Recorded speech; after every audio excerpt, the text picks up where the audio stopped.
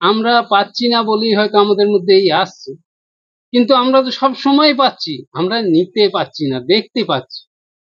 সেই জন্যেই তিনি বারবার গীতায় একটা বলেছেন, হে অর্জুন, পথ একটাই আছে, সময় মতো, অভ্যাস যোগে রত। নিত্য আপনাকে 24 ঘন্টার মধ্যে 3টে ঘন্টা তো সময় ভগবান দিচ্ছে ফাঁকা। আপনি সারাদিন না পান নানান কর্মে, শোয়ার সময় যদি 10 মিনিট বসেন, আগে বিছনায় গিয়ে উঠলেন, শোয়ার আগে 10 মিনিট বসেন, তাহলেও ওই 10 মিনিট আস্তে আস্তে আপনার ঘন্টা পার করে দেবে, আপনি বুঝতে পারবেন না। তবে নিত্য ওই সময় ওই একটা টাইম অভ্যাস, মা শারদা বলেছিলেন যে বাবা টাইমটা ঠিক রেখো, অর্থাৎ সময়টা ঠিক রেখো। মানে পুজো করার? হ্যাঁ, পুজো করা নয়, তার চিন্তা। আমি তো সারাদিন এই করলাম ভগবান, এই দেখো আমার সারাদিনের নথি, তা তুমি এটা নিয়ে নাও, নিয়ে আমি যদি তোমার ধ্যানে ডুবতে পারি, তোমার চিন্তায় ডুবতে পারি, তার জন্য তুমি আমাকে একটু কৃপা করো। এই 5 মিনিট বসতে বসতে দেখবেন ওটা কখন 10 মিনিটই চলে গেছে। তারপরের দিন একটু মনে হবে না আজ আর 2 মিনিট বসি। এইভাবে আস্তে আস্তে আস্তে আস্তে অভ্যাস যোগে যেতে পারলে প্রত্যেক জীবই তার কাছে পৌঁছবে, কেন প্রত্যেকেই আমরা এসছি তার থেকে। একটা প্রশ্ন করতে পারি? রামকৃষ্ণদেব বলেছেন, তার ইচ্ছে ছাড়া পাতাটিও নড়ে না। তার মানে আমাদের এই দুঃখ কষ্ট তো তিনিই নাড়াচ্ছেন। অবশ্যই। তাহলে কেন নাড়াচ্ছেন?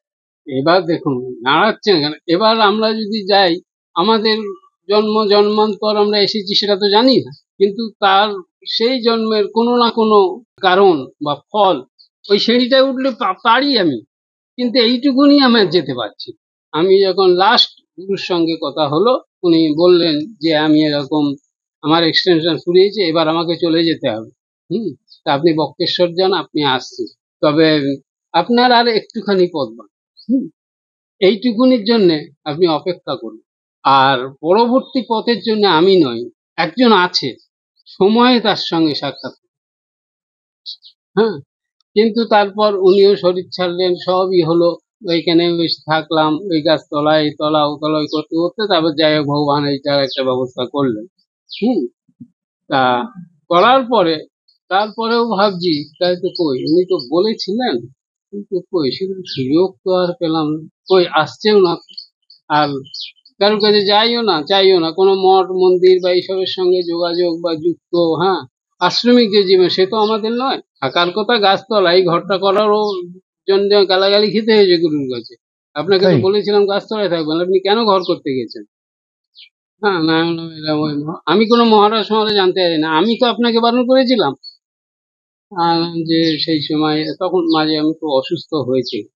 ঠিক আছে, ওইটুকুনি প্রয়োজন আছে, তাই ভগবান দিয়েছে, ঠিক আছে, ওর বাইরে আর যাবেন না। আমি দুটো কথা জিজ্ঞেস করব। একটা হচ্ছে, এই যে আপনার গুরু বলেছে একজন আসবেন, সেটা উনি তো অনুভূতি রূপেও আপনার কাছে আসতে পারে। হ্যাঁ, আসেন তো, আসেন বা সেইভাবে বলেও যান।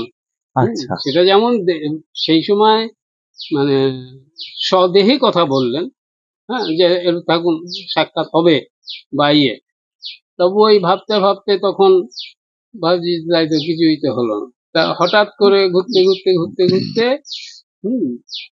ব্রজধাম গেলাম। আচ্ছা, 10 বছর পর কিন্তু আচ্ছা, ঘটনাটা আসলে ঘটছে। যখন যাওয়ার পর তখন একজন বৈষ্ণবের সঙ্গে সাক্ষাৎ হয়েছে।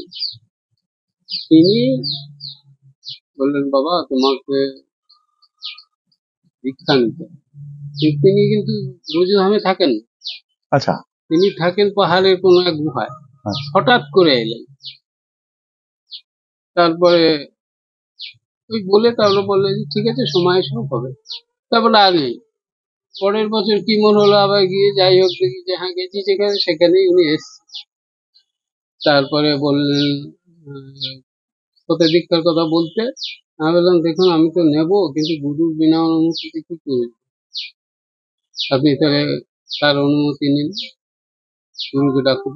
এবার ওই সমস্ত মহাত্মাদের আমি কিছু ক্ষেত্রে দেখেছি, তারা কিন্তু ওই লেভেলের যে সমস্ত মহাত্মারা আছেন, যেমন ধরুন বাসুদেব বাবা বা ঠাকুর, হ্যাঁ, এই সমস্ত, তাদের সঙ্গে এনাদের লিঙ্ক আছে।